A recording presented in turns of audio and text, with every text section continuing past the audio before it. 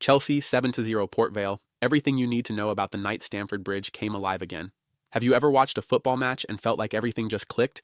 Like the team you support finally remembered who they are and what they are capable of? That is exactly what happened at Stamford Bridge on Saturday when Chelsea put 7 goals past Port Vale without reply. 7 goals. If you are a Chelsea fan reading this, take a deep breath and enjoy it because this was a night that ticked every single box. But this was not just about the goals. This night had stories inside stories, a teenager making history, a young captain wearing the armband for the very first time, a suspended star watching from the stands with a big smile on his face, a debut for an academy kid, and a club that desperately needed a response after a rough few weeks finally showing up and delivering in style. So let us go through every part of it together. The background you need to understand why this night mattered so much. Before we talk about the goals and the performances, we need to talk about the mood going into this game, because context matters. Chelsea had lost 4 games in a row heading into the international break, 4 straight defeats. That included 2 heavy losses to Paris Saint-Germain in the Champions League and a painful 3-0 defeat to Everton in the Premier League. The results were bad enough on their own, but then the international break made things worse. 2 of Chelsea's own players made comments that caused a big storm.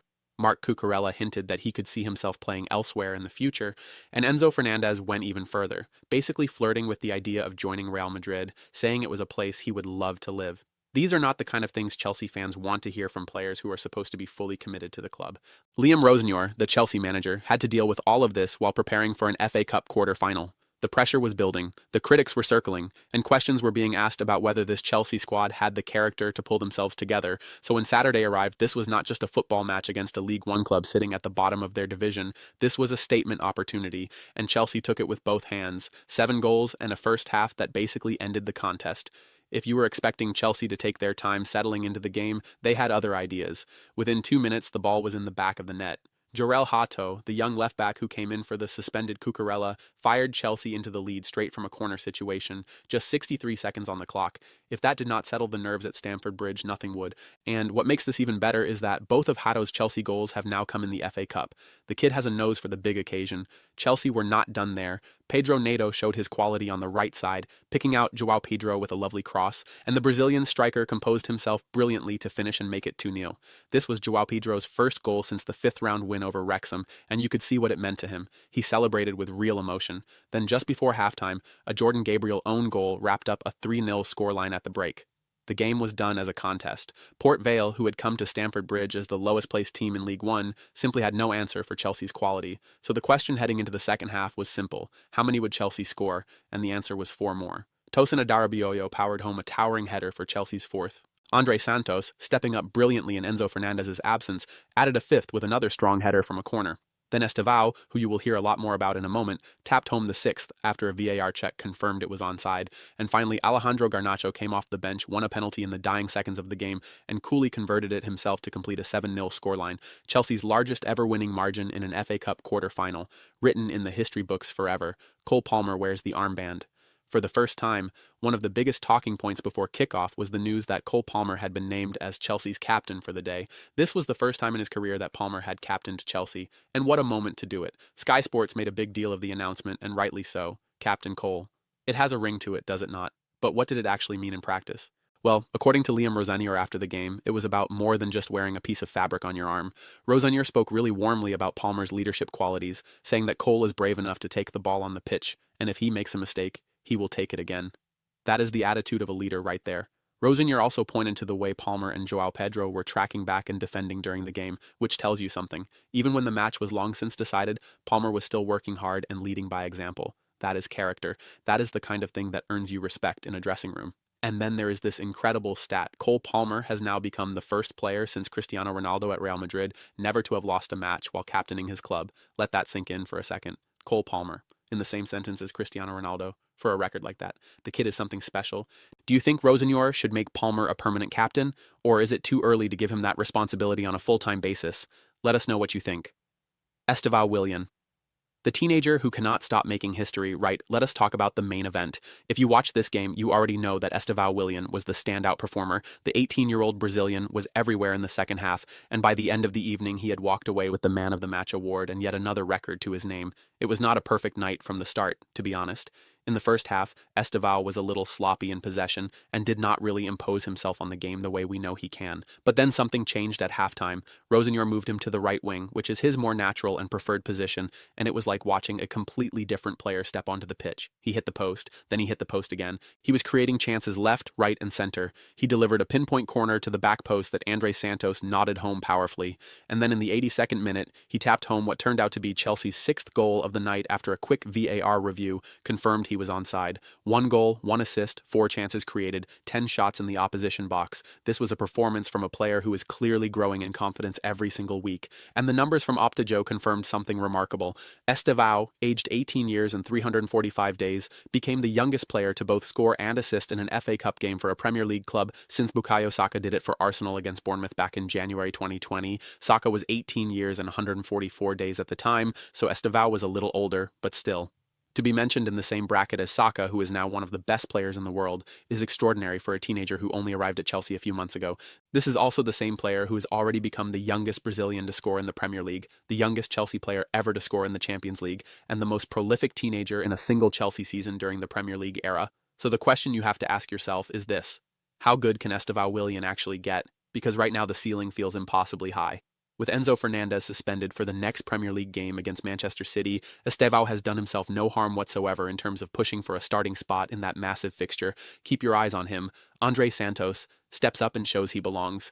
One player who deserves a lot more credit than he might get from casual observers is Santos. With Enzo Fernandez suspended, Santos was handed a big opportunity to show Rosenior and the Chelsea faithful what he is capable of. And he delivered in style. Santos made the game look easy at the heart of Chelsea's midfield. He was finding space, keeping things moving, and doing the kind of unglamorous but important work that often goes unnoticed.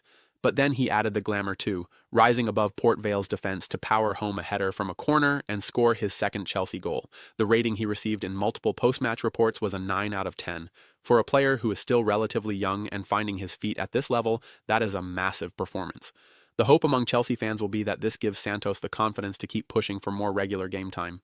Jorel Hato and the quiet brilliance of a young left-back in a week dominated by Marc Cucurella's headlines and comments about his future. Jorel Hato just got on with things quietly and brilliantly. He scored the opening goal inside 2 minutes. He defended solidly throughout. He provided an attacking outlet all game. He helped set up goals for teammates. Hato is 19 years old. He is playing in an FA Cup quarter-final for one of the biggest clubs in England, and he is doing it with calmness and maturity well beyond his years. The fact that he has now scored twice for Chelsea and both goals have come in the FA Cup suggests he has a real taste for the big occasion.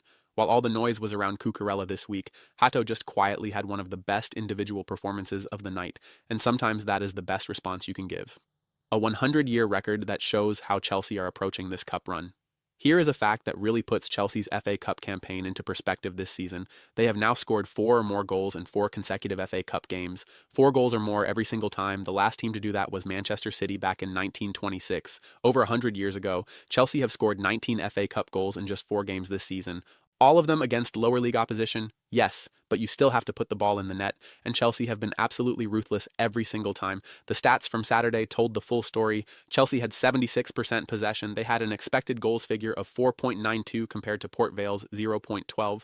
They had 20 shots to Port Vale's 4, 11 shots on target to Port Vale's 0, 11 big chances to Port Vale's 0. Their passing accuracy was 93% compared to Port Vale's 69%.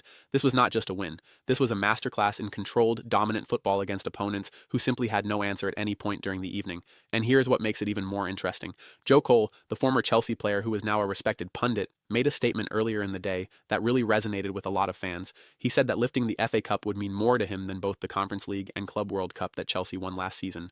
He acknowledged that what the players achieved last season was impressive and they should be proud of it, but he was clear that the FA Cup stands above those achievements. That is a big statement, and it tells you something about the weight of this competition and what it would mean to this fan base if Chelsea could go all the way. Do you agree with Joe Cole? Would winning the FA Cup mean more to you than last season's trophies? It is a genuinely interesting question and one worth thinking about. Enzo Fernandez in the stands. What his smile actually means. Perhaps one of the most fascinating subplots of the entire evening was the presence of Enzo Fernandez at Stamford Bridge, sitting among the substitutes and injured players after being handed a 2-game suspension by the club for his Real Madrid comments during the international break. Now, you might expect a player who has just been publicly disciplined by his club to look uncomfortable, unhappy, maybe even sulky.